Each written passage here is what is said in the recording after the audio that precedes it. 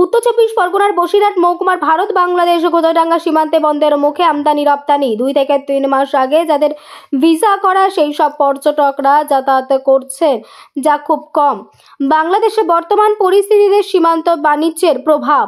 আগে প্রতিদিন 400 পণ্যবাহী ট্রাক যেত, বর্তমান সংখ্যা 100 কম।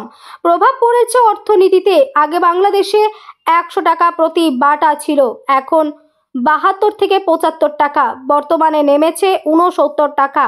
গজরা গাছ সীমান্তের আমদানি রপ্তানি সংস্থার সম্পাদক সঞ্জীব মণ্ডল বলেন, আমরা যেসব পণ্যবাহী জিনিসপত্র রপ্তানি করছি সেগুলি পেমেন্ট অনেক দেরিতে আসছে। ডলার দিনের পর দিন বেড়ে যাচ্ছে, যার কারণে আগের থেকে সীমান্ত বাণিজ্যের অনেকটাই প্রভাব পড়েছে। আমরা জানতে পারছি যে আগামী সোমবার থেকে বর্ডার সিলগালা মেরে দেবে, আমরা বেরোতে পারবো না, সেই ভয়তে আমরা বেরোয় যাচ্ছি। আমাদের ভারতে আত্মীয় স্বজন রয়েছে, আমরা তাদের সাথে যোগাযোগ করি, কিন্তু এই যে কথাটা করলো, আমি গতকালকে আসছি, আজকে আমার চলে যাচ্ছি হচ্ছে আত্মীয় স্বজন রেখে। যে অবস্থা, বাংলাদেশের অবস্থা খুব একটা ভালো না। হ্যাঁ, ওদের যে পেমেন্টগুলো যাচ্ছে, পেমেন্টগুলো ঠিক মতন আসছে না। যে আমাদের এক্সপোর্ট হচ্ছে, এক্সপোর্টের পর যে ডলার পেমেন্টগুলো, সেই পেমেন্টগুলো আমরা দীর্ঘদিন আটকে যাচ্ছে। তো সেই কারণে এক্সপোর্টে বাংলাদেশের ডলারও সংকট।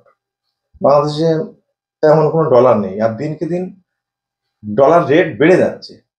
18 টাকা, এখন চলছে 22 টাকা। বাংলাদেশের একটা বন্ধু সম্পর্ক, আমাদের বন্ধু ভারত, কিন্তু এই যে বর্তমান যে ইউনিট সরকার, এনজিও সরকার, এ এসে মনে করতেছে ভারত মনে হয় আমাদের সর্বনাশ করতেছে।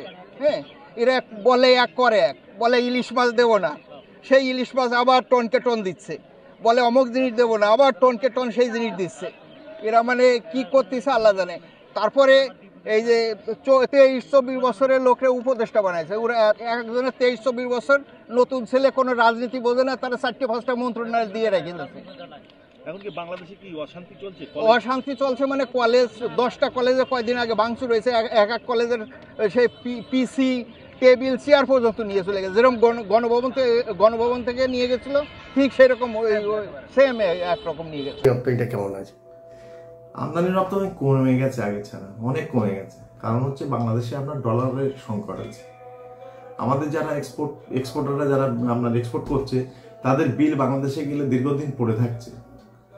ওনাদের ডলার নেই বলে বিল পেমেন্টগুলো ছাড়তে পারছে না, সেই কারণে অনেক দিক থেকে প্রবলেম হচ্ছে। এক্সপোর্ট দিনের পর দিন অনেক কমে যাচ্ছে। আগে কত ছিল, এখন কি? আগে 350-400 ছিল, এখন আপনার 150, 200, 250 এরকম চলছে। একটা প্রভাব তো পড়েছে। হ্যাঁ, প্রভাব পড়েছে।